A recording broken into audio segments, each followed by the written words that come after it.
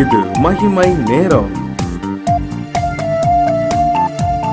ஆண்டவராகிய இயேசு கிறிஸ்துவின் நாமத்தினாலே மகிமை தொலைக்காட்சி நேயர்களுக்கு என்னுடைய காலை வணக்கத்தை தெரிவித்துக் கொள்கிறேன்.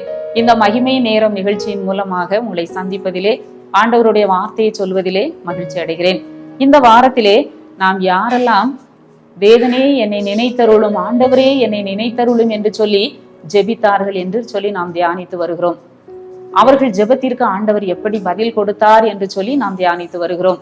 முதல் நாளிலே நாம் நெகேமியாவை குறித்து தியானித்தோம். நேற்றைய தினத்திலே சிம்சோனை குறித்து நாம் தியானித்தோம். இந்த நாளிலே ஆண்டவரே என்னை நினைத்தருளும் என்று சொல்லி ஜெபித்த இன்னொரு நபரை குறித்து நாம் பார்க்கிறோம். 23:42 இயேசுவை நோக்கி, ஆண்டவரே நீர் உம்முடைய ராஜ்யத்தில் வரும்போது அடியேனை நினைத்தருளும் என்றான். நீர் உம்முடைய ராஜ்யத்தில் வரும்போது அடியேனை நினைத்தருளும். நாம் நன்கு அறிந்த ஒரு பகுதி. நம்ம பெரிய வெள்ளிக்கிழமை அந்த நாட்கள்ல நம்ம நிச்சயமாக இந்த வசனத்தை நாம் என்ன செய்வோம், 2வது வசனமாக நாம் தியானிப்போம். நாம இது நன்கு தெரிந்த ஒரு பகுதி தான். ஆனாலும் கூட யார் யாரெல்லாம் தேவனை நோக்கி என்னை நினைத்தருளும் என்று வேண்டிக் கொண்டார்கள் என்று சொல்லி நாம் பார்க்கிற பொழுது இந்த கள்ளனை குறித்து நாம் இந்த நாளிலே நாம் பார்க்கிறோம். அவன் என்ன செய்தான்? நீர் உம்முடைய ராஜ்யத்தில் வரும்போது அடியேனை நினைத்தருளும். அவன் எப்படிப்பட்டவன் என்று சொல்லி நாம் நன்கு அறிந்திருக்கிறோம். அந்த சிலுவையில் ஆண்டவரோடு அறையப்பட்ட அந்த 2 கள்ளர்களுமே முதலாவது அவரை நிந்தித்தார்கள் என்று சொல்லி நம்ம மற்ற சுவிசேஷத்துல நம்ம பார்க்கிறோம். பிரதான ஆசாரியர்கள், வேதபாரகர்கள், மூப்பர்கள், இன்னும் கூட போர் சேவகர்கள், ஜனங்கள் எல்லாரும் ஆண்டவரை நிந்திக்கிறார்கள். இப்படிப்பட்ட சூழ்நிலையிலே அந்த சிலுவையில் அறையப்பட்ட கள்ளர்களும் ஆண்டவரை நிந்திக்கிறார்கள்.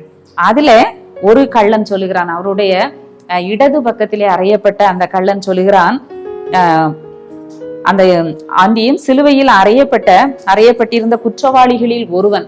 2 பேருமே குற்றவாளிகள் தான். அந்த ஒரு குற்றவாளி சொல்றான், நீ கிறிஸ்துவானால் உன்னையும் எங்களையும் ரட்சித்துக்கொள்.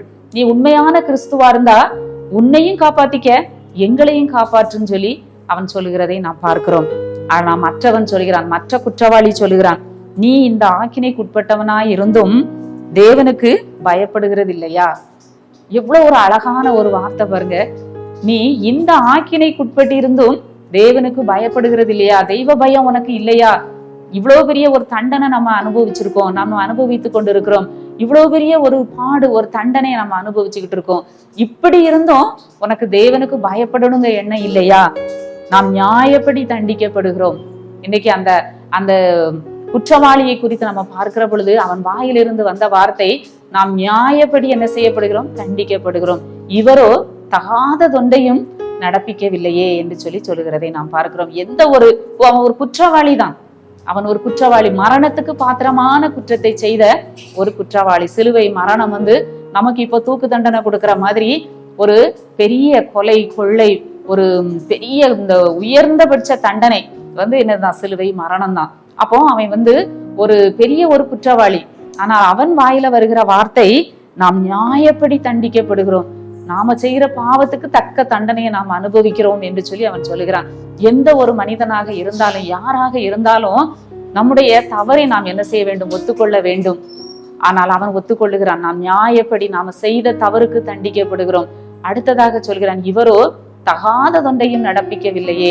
முதலாவது அவன் ஆண்டவரை நிந்தித்தான்.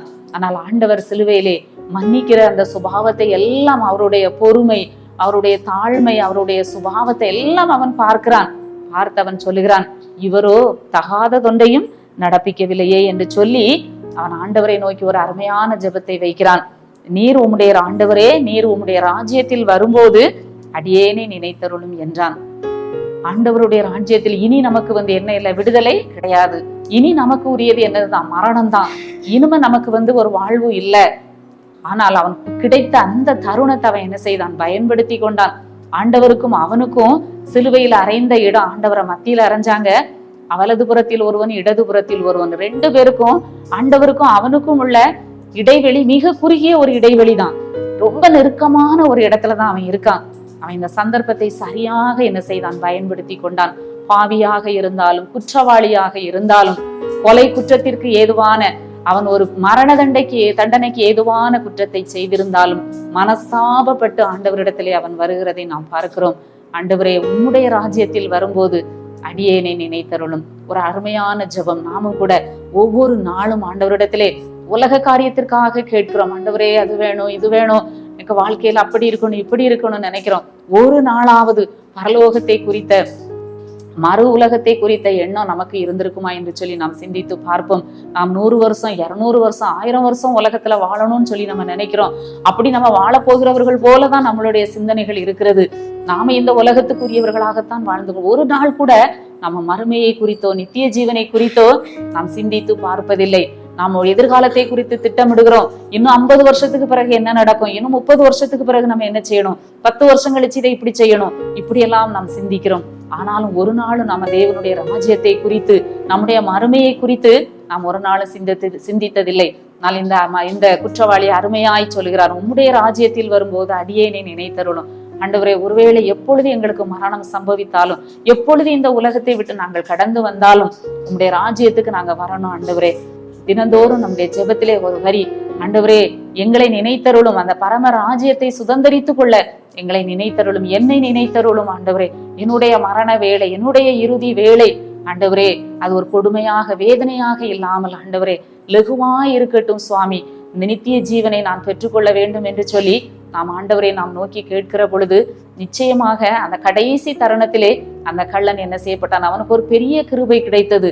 பாவியாக இருந்தாலும் தன்னை தாழ்த்தினான், தன்னுடைய குற்றத்தை ஒத்துக்கொண்டான்.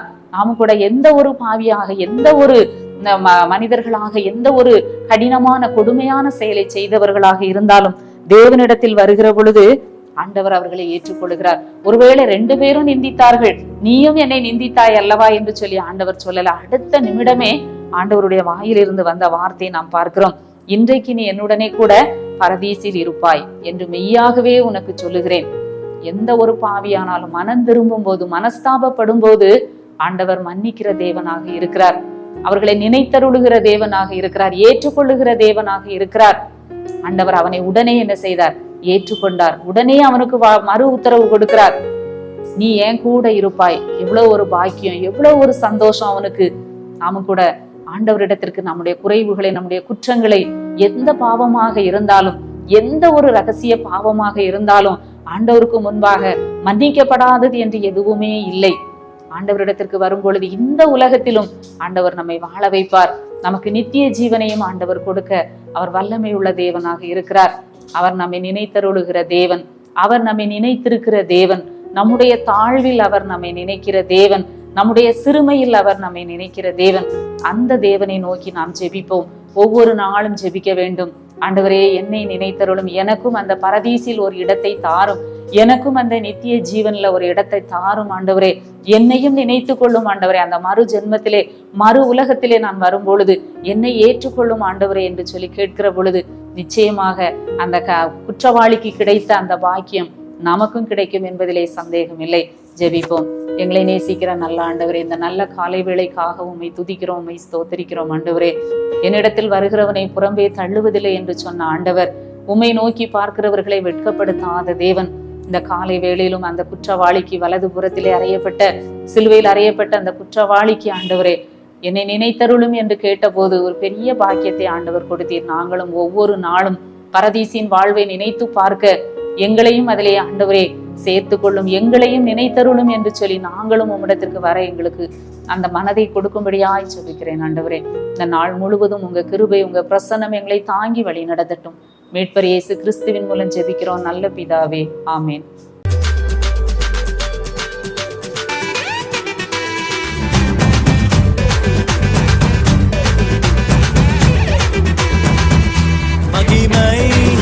மகிமை